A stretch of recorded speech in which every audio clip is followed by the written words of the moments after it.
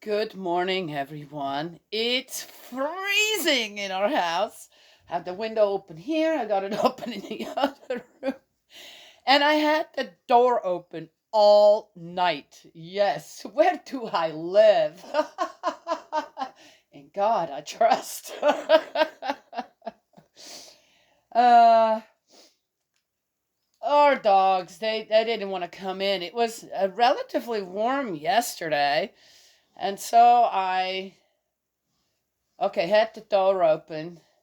Then in the evening, they just didn't want to come in. I thought, well, I'm going to bed.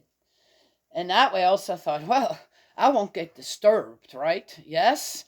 Nobody will disturb me. I'll have a good night's sleep. And sure, I did. It was great. So it's freezing in the house. Must have been really cold, freezing last night. And freezing temperature. And it's so cold in the house. The dogs just came back from their run. Gus is fine. This morning, as I said yesterday, it was all like, oh dear me, with his foot, right, leg, and then this morning he was jumping around, and I'm going, well, that healed up awfully fast. Here he is. Nice. Say hi. Say good morning. Hey? Yeah. Say, oh, my foot's all fine. Did you have a good time out there? How's your foot? What foot? What do you mean? What was wrong with my foot? Huh? Yeah, okay. All right. Yes. Go lay down. I'm talking to the people right now. Huh? Here comes the other one. Hey, Jake. That's the cat food. Huh? What you doing? You just had plenty. Huh? Hey, those are my glasses. Here comes number 2. Here he is. Say good morning. Say good morning. Say good morning. Off the bed. Off. Come on. Get over here.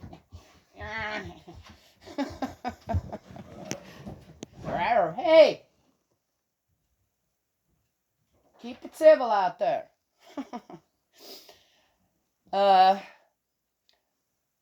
Cold. My hands are really cold. Well, I had to go down and feed the dogs. I hadn't even done that yet. I mean, they came back and it wasn't ready yet. So anyway, my hands got really cold. It's so cold downstairs. It's a little warmer up here for some reason, but it's really cold downstairs. I'm going on and on and on and on about that.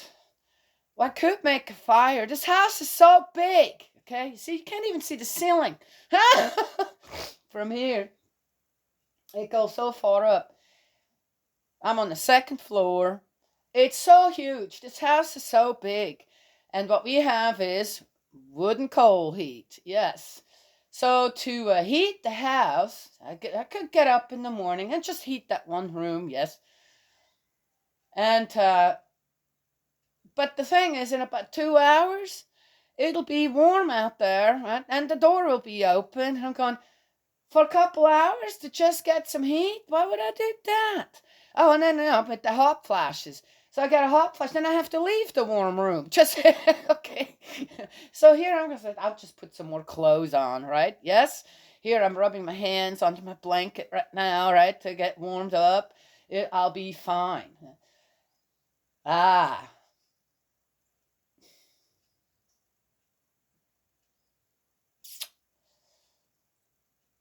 Yes. And I'm not suffering. I don't feel like I'm suffering. It's just what it is. We make our own choices with certain things, right? Yes? I know that Sissy would be down there making a fire, right? I'm thinking, I'm not going to waste that wood for a couple of hours. I'll be fine. I'll be just fine. This is not a life and death situation. It's actually very comfortable. I can put some more clothes on. I start moving around. I've got some floors to clean, this, that, and guess what? I said this, I think, before in videos, maybe a long time ago, with the children here, where I did. Now we're talking children. I want some comfort for them, right? Yes, I make it a little easier for them to get up in the morning. It was cold here. For them, right? Yes, it's not a central heated house. Yep. And so I would do that. And the first thing I'd do is I'd just go right down there in my robe and my pajama into the garage and split some wood first. And I'd get really warm. Oh, yeah, you get warm. Within 5 minutes or so, you are warmed up if you split wood, even in really, really cold weather out in the garage. And then I'd go in and I'd take time making a real nice fire rather than sitting there, have it all ready. Right? And I would do that every morning. 5 o'clock, 4 o'clock in the morning. It just depended on which job I had to be at, because I still had to go to the barn and milk the goats and and feed everybody, right? Yeah, we had at one time we had horses, goats, pigs, chickens, rabbits, and that takes a while to take care of it all, right? Yeah, by yourself. Loved it. Don't get me wrong. I loved every bit of it. I think back of it now and I'm going, man, how did I do it all? All with God's grace. How did I do it all? No doubt with the help of a lot of angels. Yes, okay. And had people around too to help many times. Yes. But that morning routine, I did that mostly on my own. So now I'm here by myself. And I'm going, I don't have to do that for a couple hours. My hands are already getting warm. I don't have to do that. That's just fine. Right? Yes. And there it is. Yeah. So, what would be my advice if you're building a home? Yeah. Build it so that when you get older, you can take care of it still. This house is way too big for elderly people. Oh, was it at one point?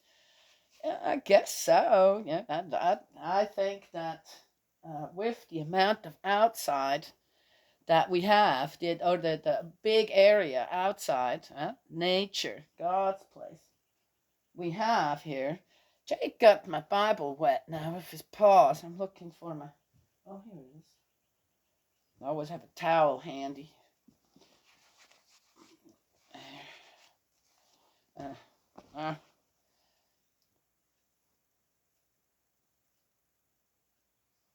uh, and with the animals we got the horses for our kids.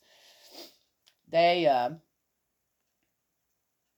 how much room do you need inside, really? Right? Yes? Okay. Then you got the whole world out there.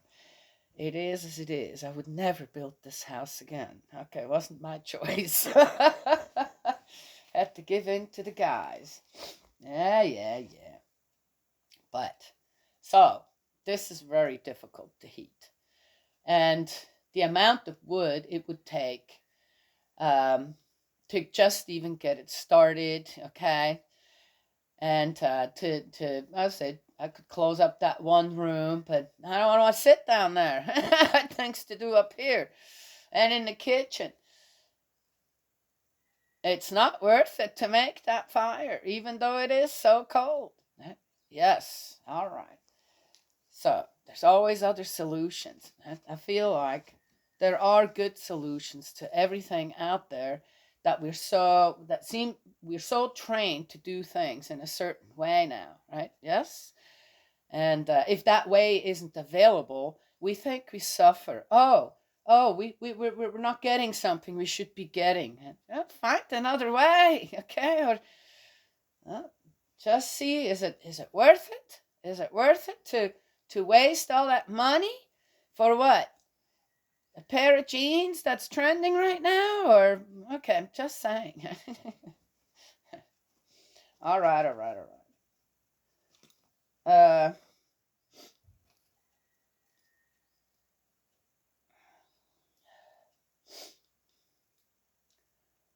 Yeah, one could get further into it, but I'm not. I feel like I just rambled on here for a while about the cold, but my hands are warm now, see? I can read.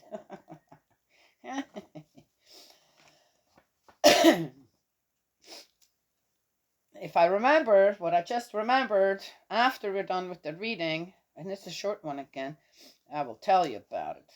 What I just came across in the last couple of days. And I mentioned already, I mentioned it already in the last one.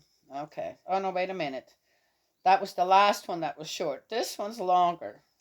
We're in 1 Chronicles 21. All right.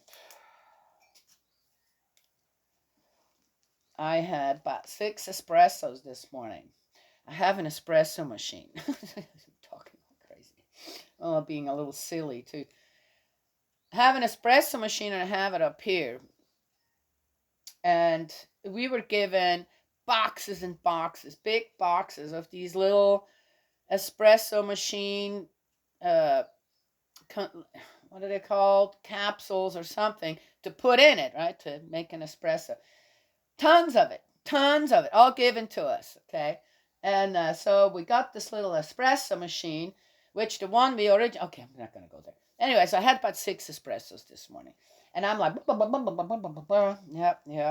No, my heart's not jumping or anything. I digest caffeine very well. Comes out in other ways where one should question that. Okay, let's get going. 21. Then Satan, all right, there we go. Oh, what did Satan do? Wait a minute. Then Satan brought disaster upon Israel, for he made David decide to take a census.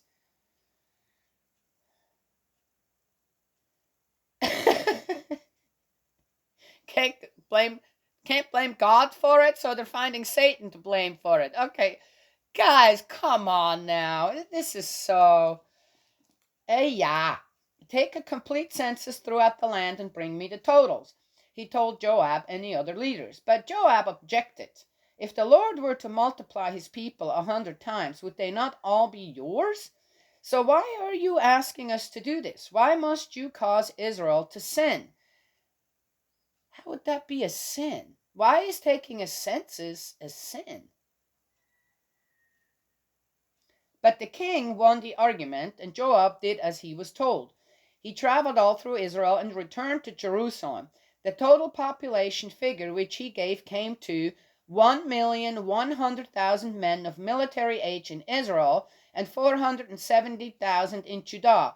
Oh, it wasn't about taking the census of all the people. It was about to go and find out who he can use in the wars. Is that it? Because I just thought, well, wasn't there kind of a census as well? What did we read early on, man, in Exodus, or when it came down to the different tribes? Didn't they also tell us exactly how many people there were there? Well, there must have been a census taken then. So what's the problem with the census here? What was the census for? I see.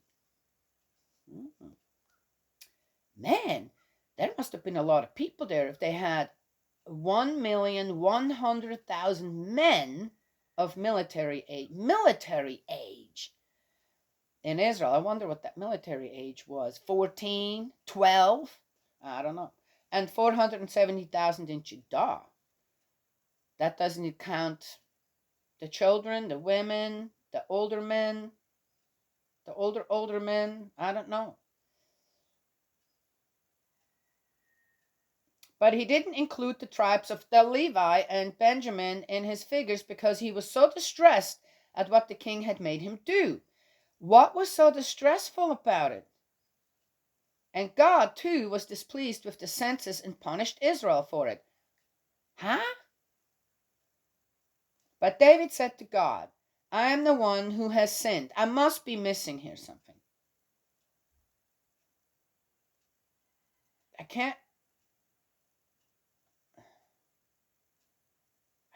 What sin was it? I can go and check that out later. Please forgive me, for I realize now how wrong I was to do this. Then the Lord said to Gad, David's personal prophet, go and tell David, the Lord has offered you 3 choices. Okay. Okay. Again, what is the relationship? Why is God being constantly thrown into this if one can already, I can tell, okay, there is no relationship going on here between David and God. All right, I'm not sure where that sin comes in, what there's something else going on. We're not being told, because here it is. But David said to God, so David's talking to God, I'm the one who has sinned. Okay? Please forgive me, for I realize now how wrong I was to do this. And God, then the Lord said to Gad, David's personal prophet, go and tell David. So David's talking directly, sounds like, to God. And God isn't talking directly to David? Now, I'm sorry, I'm not getting this. Right? Because in a way, David is what? David should be his own prophet. Right? If you want to believe David was so great. Right? David is very much revered in the Christian community, or in the Jewish community. David, the slayer of Goliath. That's about all anybody knows about David, right? But here, God's not going directly to David. I'm not getting this. So he's going to God. But did God know that David had just talked to God? Or did David tell God, hey, look, go and tell God? And then God says to God, okay, go and tell David. Are you seeing what's going on here? How does that make sense? Right? Well, anyway.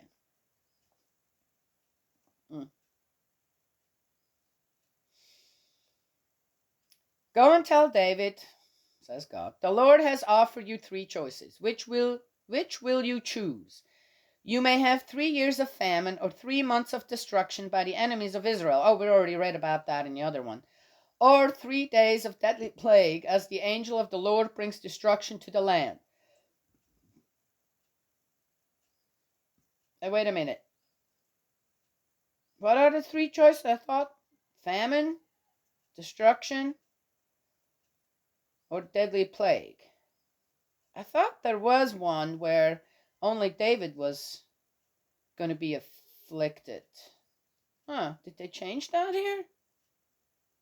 Think it over and let me know what answer to return to the one who sent me. This is a terrible decision to make, David replied, but let me fall into the hands of the Lord rather than into the power of men, for God's mercies are very great. So the Lord sent a plague upon Israel, and 70,000 men died as a result. During the plague, God sent an angel to destroy Jerusalem, but then he felt such compassion that he changed his mind and commanded the destroying angels, stop, it is enough. The angel of the Lord was standing at the time by the threshing floor of Ornan the Jebusite. And David saw the angel of the Lord standing between heaven and earth with his sword drawn, pointing toward Jerusalem. He and the elders of Israel clothed themselves in sackcloth and fell to the ground before the Lord.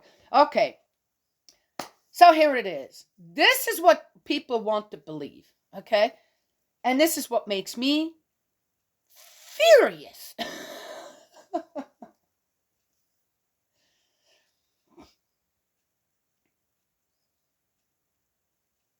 I'd say if any of this would be true, and God is actually like that, and would do this,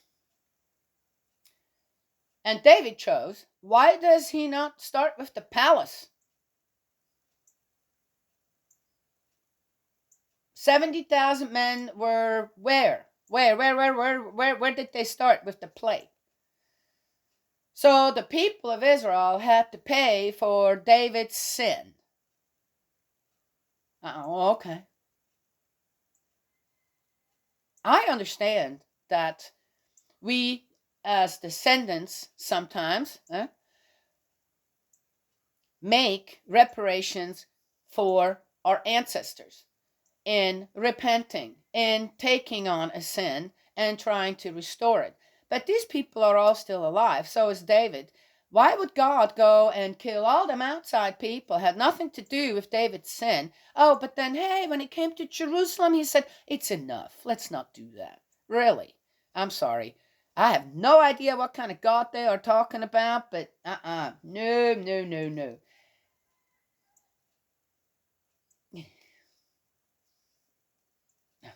I can't even.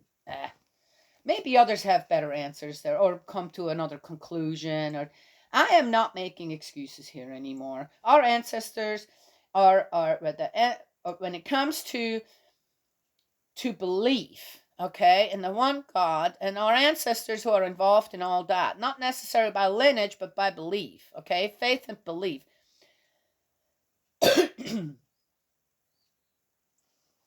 I'm not making excuses. I don't want to hear excuses, and I'm not making them. If there's something that I need to do to write this, okay, for the truth to actually be there as it really was, and what the people did, what these kings did, I'm good with that. But I'm done with the lies. I'm done. I don't want to hear it, and I don't want to believe, and I will not teach that God was in any of it. How am I so sure? If I, as just a regular, born into, okay, you can call it whatever, poor family, or rather, there's no royalty, there's no this or that going on in my family. I'm just a regular Jane Doe out there, okay? One of the lower Jane Does. I'm just saying. And I have communication with, I'm capable of that. Thank you. Thank you, Father. He says, you go, girl. You tell him. And here's this King David. And he can't do that. I'm trying every which way in my life with the people around me to eradicate sin. I can't even get people, and yet, I can't even get people to just not cuss and curse. Such a foul thing to do, cussing and cursing. I don't care where you use it, how it is needed. Well, it's not needed, wanted. It's a bad, bad, bad energy out there that's attacking our children. Said that again. I guess I needed to say that. You go, girl. Just saying. Why people want to believe that God would in any way have a hand in any of what is going on here right now with David and Israel, the people around them. Oh, he sinned. Okay. God says, yeah, okay. So you have three choices, of which all of them are, where is the mercy of God here anywhere? Or the grace of God, where he says, David, there's a way that you can restore this. Let me tell you how to do that. The only way to take care of that sin is punishment, number one, according to this. And it's punishing whom? People have nothing to do with that David's sin? Oh, just because by affiliation they're Israelites. All right, I'm done then. I am not going to have no nationality going on at all. I'm just going to be the Jane Doe I was born as. So, I'm just saying. How ridiculous is this? Oh, wait a minute. This ridiculousness hasn't abated yet, has it? It's still going on out there. Innocent people who are standing in a line just trying to get food get shut up. Because of what? Okay, just saying. Other things. Plenty of people out there paying for what? Their lives. Because of what? Okay. Had my say. Let's keep going. Oh. How many espressos did I have?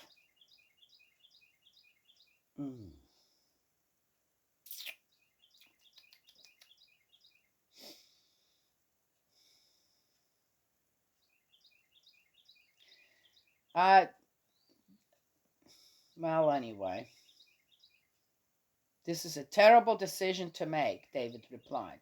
And he got away with it. He didn't lose one wife or a kid, his own life, or any of his officers or people he put in place to do this or that leadership.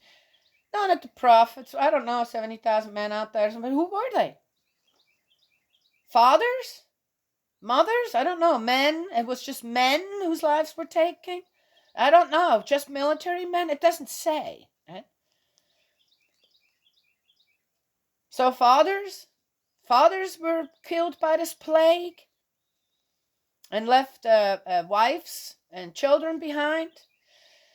It had nothing to do with David's sin, and that's God. God does that? Okay, all right. Oh, well, I guess some would want to believe that. Just, I don't even. When David saw the angel of the Lord, standing between heaven and earth with his sword drawn, pointing toward Jerusalem, he and the elders of Israel clothed themselves in sackcloth and fell to the ground before the Lord. Well, we all know David's good at putting on a show. And David said to God, I am the one who sinned by ordering the census. But what have these sheep done? O Lord, my God, destroy me and my family, but do not destroy your people. Then the angel of the Lord told Gad to instruct David to build an altar to the Lord at the threshing floor of Ornan to Jebusite. Wait a minute. When was this? Are we going backwards again? Because I thought there was already. Why would God ask for David to build another altar? He already has the Ark of the Covenant. That's already. He has his place. Why would he want to do that? You see what's going on here? Aha.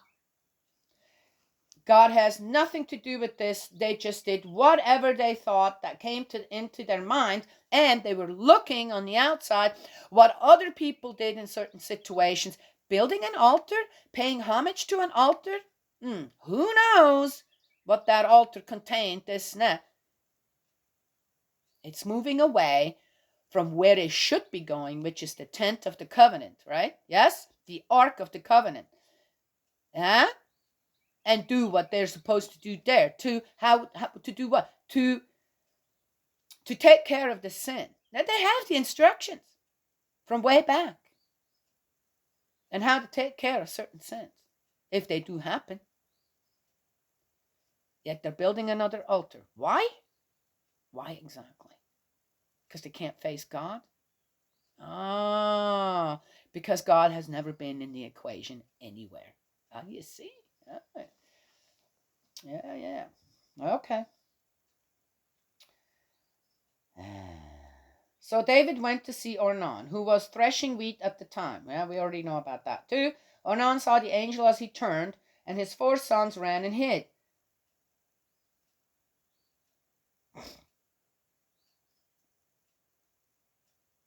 Okay, wait a second. Okay, all right. Let's read this one more time. I must have missed here something again. Then the angel of the Lord told Gad to instruct David to build an altar to the Lord at the threshing floor of Ornan the Jebusite. Because they saw this angel. Man, you know what? This is all made up. So David went to see Ornan, who was threshing wheat at the time. Ornan saw the angel as he turned, and his 4 sons ran and hid. Well, they didn't see David. Then Ornan saw the king approaching. So he left the threshing floor and bowed to the ground before King David. That's a weird one. His 4 sons ran and hid. I bet they ran away from David. But they had to make some. Okay, right. You know what? It's the story. David, this just doesn't make any sense. David said to Ornan, let me buy this threshing floor from you at its full price. Then I will build an altar to the Lord, and the plague will stop.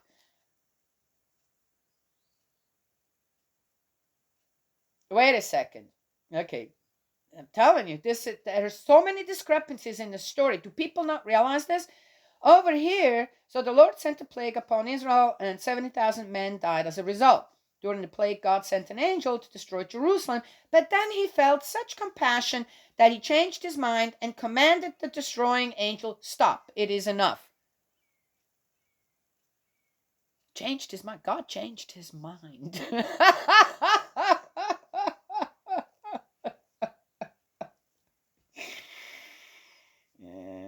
Okay.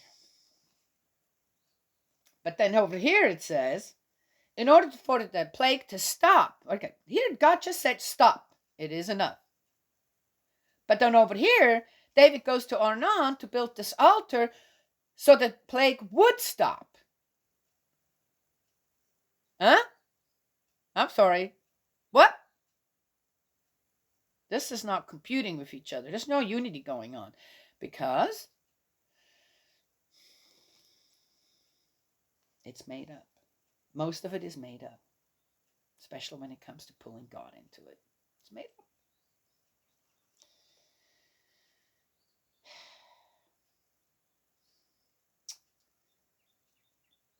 Take it, my lord, and use it as you wish, Ornan said to David. Take the oxen too, for burnt offerings.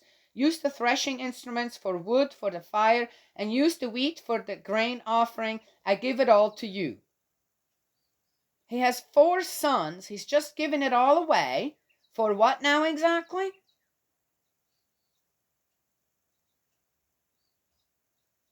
To atone for David's sin. No. All right, we already know he did actually give him something. I remember the story from in the Book of Kings, or was it in the what's the books before that? The Book of Judges, Samuel. I don't know. Well, anyway, but we've already read about this. No, the king replied, I will buy it for the full price. I cannot take what is yours and give it to the Lord. I will not offer a burnt offering that has cost me nothing.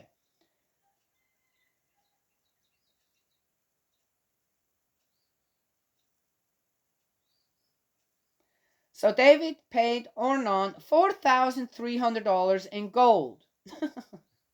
Okay. And that's exactly what it says in here. I'm telling you, it's made up. And built an altar to the Lord there, and sacrificed burnt offerings and peace offerings upon it. And he called out to the Lord, who answered by sending down fire from heaven to burn up the offering on the altar. Makes a good story. Then the Lord commanded the angel to put back his sword into its sheath. And when David saw that the Lord had answered his plea, he sacrificed to him again. I wonder how the people were faring at that time with all this stuff. Did they know he was making them sacrifices? Okay, you know what? Whatever. But David didn't have time to go there. Oh, right. The tabernacle and altar made by Moses in the wilderness were on the hill of Gibeon. How did it get there now? But David didn't have time to go there to plead before the Lord, for he was terrified by the drawn sword of the angel of Jehovah. Wait a minute.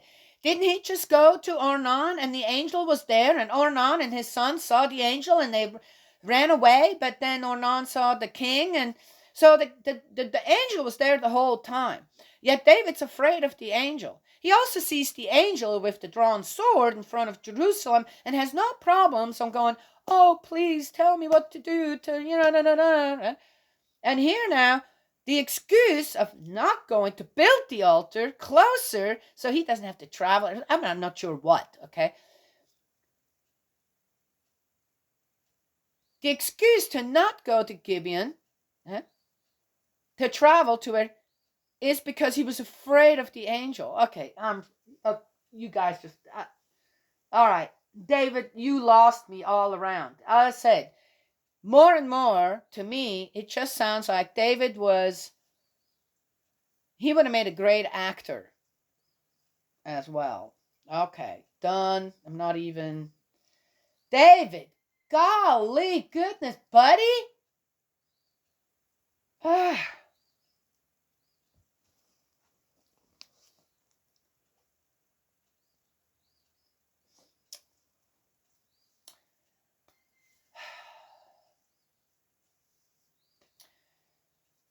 One could say, well, David was put in place as a king.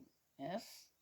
If David really would have had a good relationship with God, that vertical relationship, or in any way, a good prayer life, would have followed, believed in the one God.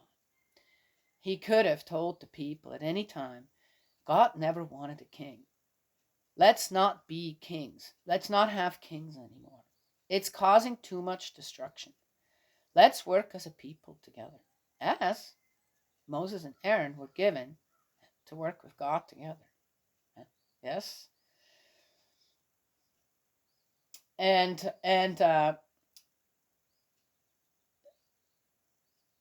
it sounds to me that no one person ever is that is set above anybody else is qualified to lead a people. Never. Ever. Any successful leader that I could name in history, this net, has worked, and there's very, very few, has worked, really truly worked with the people together. And the people were willing to work together with that particular leader. And it would work. There would be change. Good change. Yes? Well, go and look up history yourself and see if you can find anything. It's difficult to find, but it's there. There was one king in Korea, the one that invented the Hangul language. What's that? Working together and with the people, for and with the people. Very humble king too. Oh yeah. The officials didn't like it. Yeah, they didn't like the power that this king was willing to give the people to become literate. Oh yeah. How do you keep people ignorant and under your control? Yeah, okay. Anyway, so there was one. I can't remember his name though. Anyway,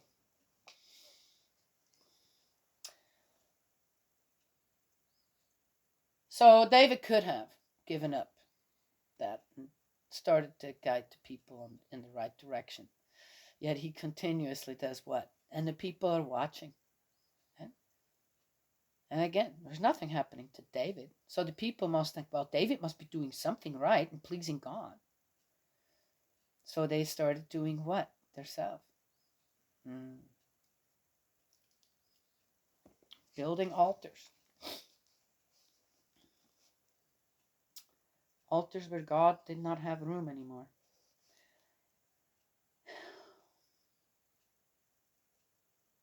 Deception. I feel like that with David as king, and I'm sure that was happening before when you think of Noah and the ark, but deception it's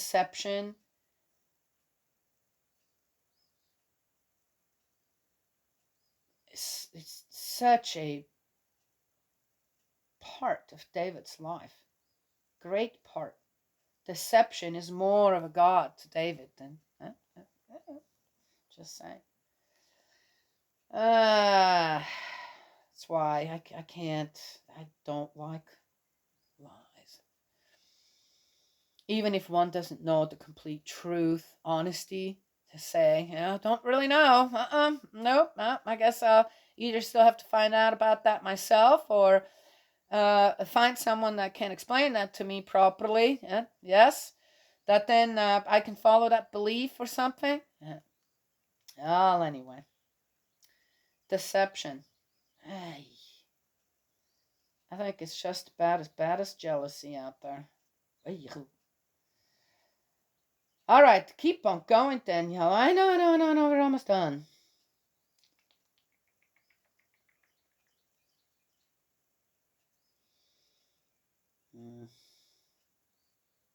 Ugh.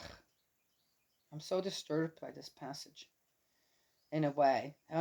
Just, again, man, it opens your eyes to a lot of things still happening today. But it opens my eyes mainly to how easily we're willing to believe what is destructive. How easily we're willing to accept what, just suits us better, we think. That's another deception right there to ourselves. Rather than, hey, wait a minute. That's not right here. Okay.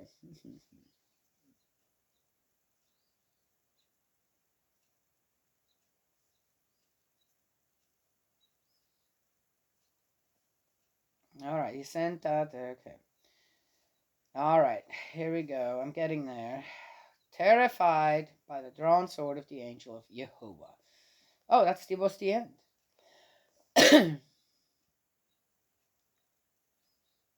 Let's just read the last excuse one more time, just so that after I just said what I said. The tabernacle and altar made by Moses in the wilderness were on the hill of Gibeon. How did it get to Gibeon? I thought it was in Jerusalem somewhere as well. He's afraid of it still. He's still afraid of it, and he has it someplace, but it's even too far for him to travel to go and atone for his sin. Interesting. But David didn't have time to go there to plead before the Lord. Though, what is he saying? Oh, it's my fault. Don't punish my people for my fault. We're talking the plague. Lots of people dying, a terrible death. But David didn't have time to go there to plead before the Lord, for he was terrified by the drawn sword of the angel of Jehovah. Okay. Did you get all this? Did you just get this? Okay. All right. I'd like to hear some priests, reverends, pastors, theologians talking about the first book in Chronicles 21.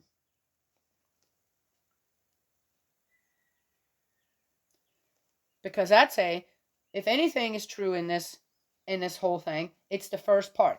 Then Satan brought disaster upon Israel, for he made David decide to take a census. Was it by taking a census? I don't see the sin in that. Then Satan brought disaster upon Israel, for he made David decide. David's decisions, not God's. This tells me that first part, David wasn't working with God together anymore. Hadn't been probably for a long time, if ever. Now we can like this or not, but that seems to be the truth. Part of the truth.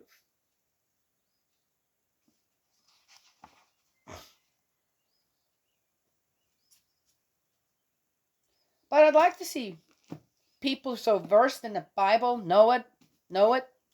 How about all them prophets out there? Take this passage and tell me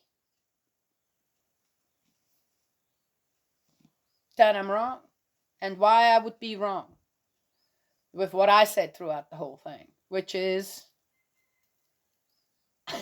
almost 45 minutes. So we'll finish this up. We had the time change. So annoying. Why did someone come up with this nonsense? I have no idea. Oh, so there'll be light longer in the... Okay. Why? Who came up with this nonsense? I just said, again. Just leave it as it is. People have enough on their plate in many ways. Right? Why add one more stress to it all? Right? Yes? Yeah? My sis, she said, the first day that she said, hey, do you want me to go to the barn? It was 3:30 real time. 4:30, which 4:30 between in the cold now and still in the winter. 4:30 between 4:30 and 5:30. That's when we go out and put them up. And I said, nah, it's way too early. She said, no, it's not. I said, yeah, for the horses it is. So I don't know anything about that time change. Right? I will give them the memo over a week when I start going out a little earlier, 10 minutes or so, and just adjust them right to the new, which is fine because our schedule changes in the summertime anyway. But still, right? So that's the odd thing again is, as a species on Earth, the intelligent one, supposedly, we're making changes to things that stresses us out. The animals don't know. Everyone got, well, that's nice. I'm getting fed an hour. I'm getting fed way earlier. They have a time. They do have an internal clock. Animals do when it comes to certain things. That's where their intelligence comes from in a way, right? Yeah. between between 7 and 9, right? Okay, if the dogs are back, they're starting to go, hey, where's your food, right? Yeah, and the cat the same thing. Right? About okay, so it about it used to be about 10 o'clock. Now about 9 o'clock, right? Uh, uh, Now spring forward. Okay, how does this work now? Sage over there starts to holler at a certain time, right? And it's always about the same time. Hey, it's about time to come out here. And it reminds me to say, oh, I'm coming. In the evening, kind of the same thing. Well, anyway, suddenly they start standing around over there, right? Like expectantly looking at the house. Anybody coming yet? We'd like to go in. The time changes. I don't really need the time here. I go by whatever out there, and that's fine, right? But it's funny on how Sissy said, "Hey," and I'm going, "Yeah, there's no need for that yet, just." And she was kind of, I said, "Yeah, time doesn't. Animals don't care about that. To them, it's still what time right now?" And she's like, "Oh yeah." All right, done with that. Yeah, time change. Yeah, my clock hasn't. I'm not going to change my time. I just know. Okay, I don't need it. What does it matter if it's a quarter after 8 on my clock? Right? That's by the time that I go. Right? But it is a quarter after 9. Right? Yes, and because of the time change, it doesn't matter to me. Right? Okay. Well, but that just means one is just rebellious against, everybody else. I'm not rebellious. Just don't want to be controlled. I'm not going to be controlled by someone telling me what time it is. Ah, okay. Of course, I have to follow according to, right? Yes, on when things close out in the world or this or that. And I don't have any appointments. I don't need to go anywhere for an appointment, right? Otherwise, it doesn't matter. If you have a doctor's appointment, say at 9 o'clock, it won't matter if you get there by noon. You still don't get in. You'll still be sitting there anyway. Oh, all right. Just saying, right? Yes. I wonder if people said, okay, your doctor's appointment will be at 9 o'clock. I said, okay, I'll be there at noon then. Oh, why would you do that? I said, well, because I'll be sitting there for 3 hours anyway until I get in, won't I? So put me down for 9 and I'll be there by noon. Okay.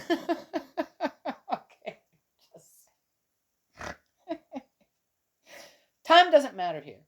It really doesn't. I go by my own clock. Yes? Because I can. Because I can. Yes. So, that time change stuff, it's just useless. Just absolute useless extra stress for a lot of people in many different ways that I don't see why that is needed. I think that the time change, when one, just like in many of these passages, when you really truly look at it, first of all, you're going against God now. Okay, time-wise, well, we have a strategy in place already when it comes to time, and it's according to what? Astronomy, right? Yes, the time is set according to astronomy, which is what? That's designed. That's a physical science that God created. Now man wants to change that. For what purpose?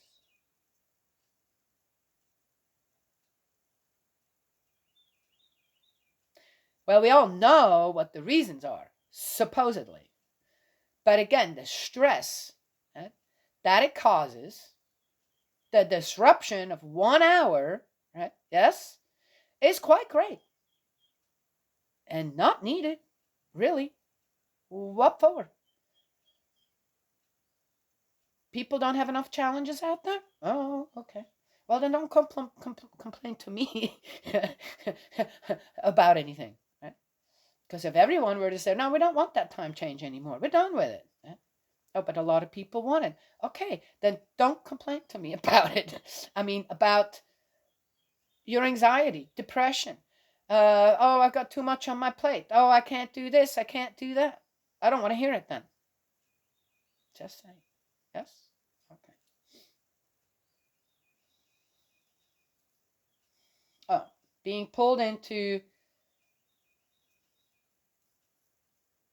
something that disrupts the flow of existence.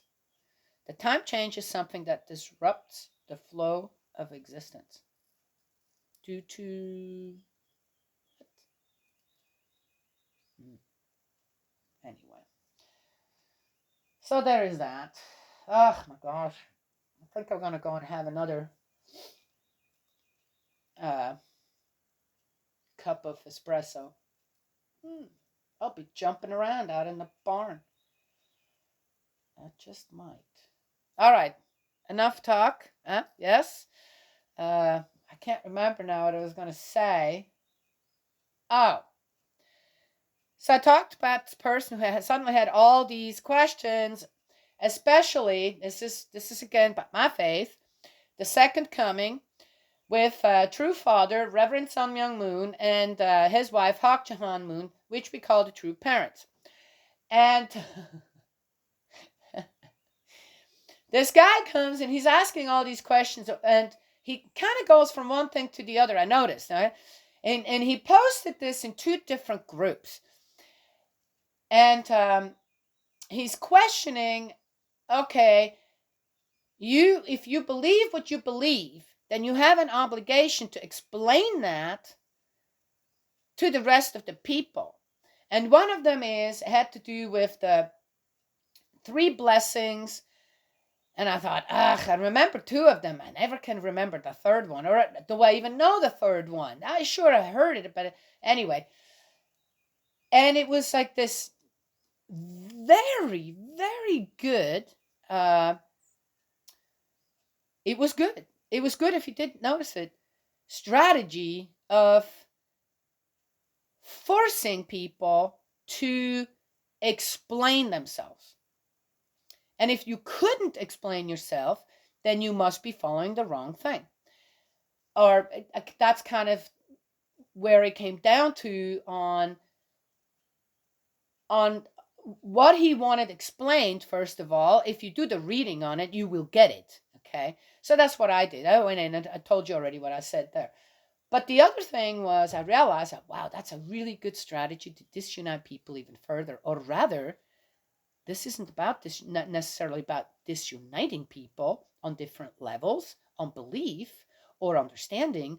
It's actually creating doubt. That person knows how to create doubt. Whoa, and I went, ooh, wow. That's a very, very, very skilled person to disunite people further.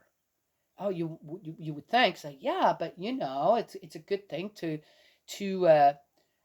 be clear about, yeah. Good luck when you believe in spirit world to get total absolute clarity. We cannot even get that here in the physical, and I can touch everything, this and that. I can call the Bible out on lies, dishonesty, and the people in it, and say, David, you were a great actor, but were you true to God? Truly. Or were your own lust and desires more important than working together with God? Truly. Right? I can do that. So the conclusion I came to, and then there was a sister in faith, Kathy. Oh, she's smart. She's really smart. We've always had amazing conversations. Known each other for, 30 some years. Anyway, she comes in, she says, this person came to some conclusions and made it look like they were thinking, right, about it or so. And the way she said it, first I thought, she's absolutely right. And yep. And it's amazing on how she immediately saw through the whole scheme of putting doubt.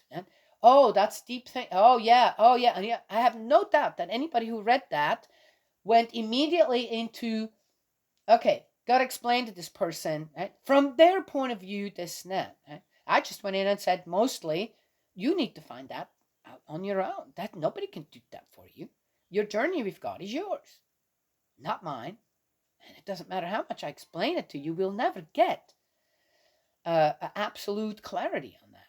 You have to take on that journey yourself. Come to the belief that true parents are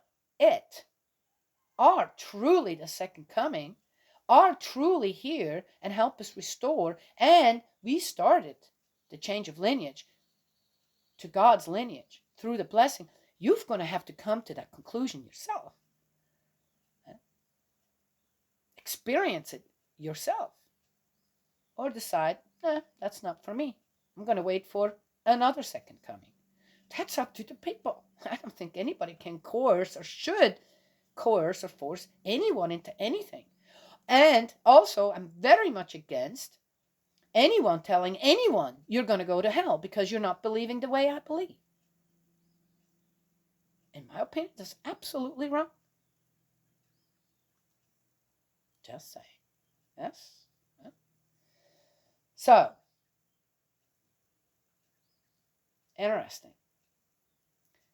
If you have found at any time in your life, or have had at any time in your life, a moment of absolute clarity, and most people do, often when they're teenagers, I did, where you know this is it, this is the path forward. Yes, are mistakes still going to be made? Of course, you're living it one time for the first time. Everything is for the first time, right? Many different, right? Have being in love for the first time, for example, walking for the first time, talking for the first time, being in love for the first time, or start to understand what love is, right? Yes, for the first time, married for the first time, child for the first time, many first times, right? Yes, of course there are people around you that had already these first times. When you see a good true family out there, of course, that's where you take your cues from. But don't just take cues from someone that just talks, but can't show that, right? Yeah? Okay, okay. But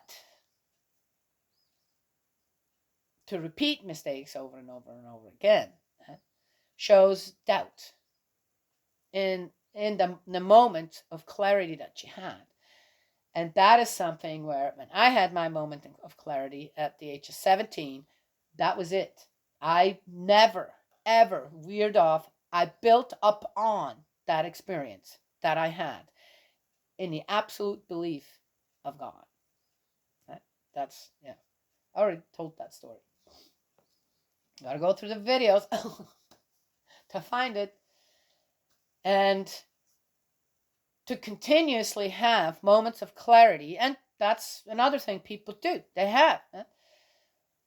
And continuously just set them aside and disregard them. What's the purpose of that? Why would people want to keep living in doubt? Just if it's a good thing. You got to give up certain things then. Yes, not do it again. Yes, those first times are one time only. Right? Yes? Okay. Be constant and steady in your faith. That doesn't mean we control people, force people, coerce people, damn people. We don't do that. Teach. You get to teach if people are willing to listen. That's what you get to do. Yes. Yep. Yep. Yep. I also get to call people out. I don't believe that. That's not honest. That doesn't make any sense. Why would you want me to believe that? Right? But in order for you to be able to say that, you have to be already on your constant path. A constant path. Consistent, constant path. Where you take responsibility for yourself, your family, your surroundings. Yes?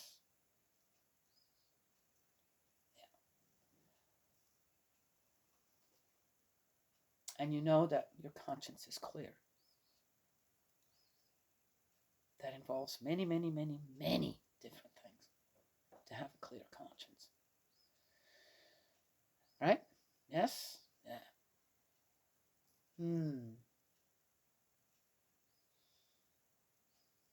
Not done yet, am I? What else do you guys need me to say? There's one more thing. I can't. Nah, no. Let's wait on that one.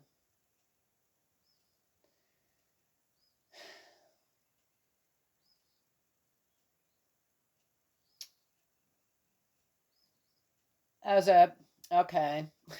I don't like to do that, but what I see coming is that people are going to have to make a decision when it comes to laying down arms or not.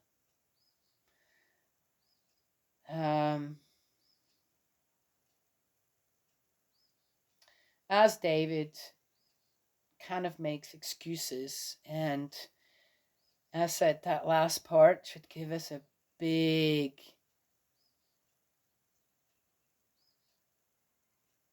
is giving us a big look into David's psyche in a way.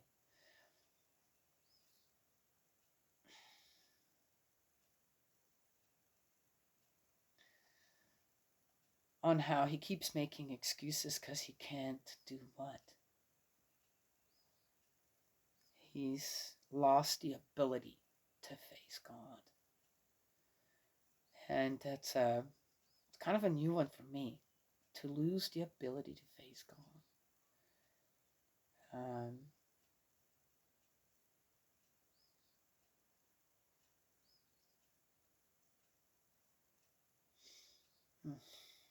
Yeah, we'll have to talk more about that, right? Yes? Okay.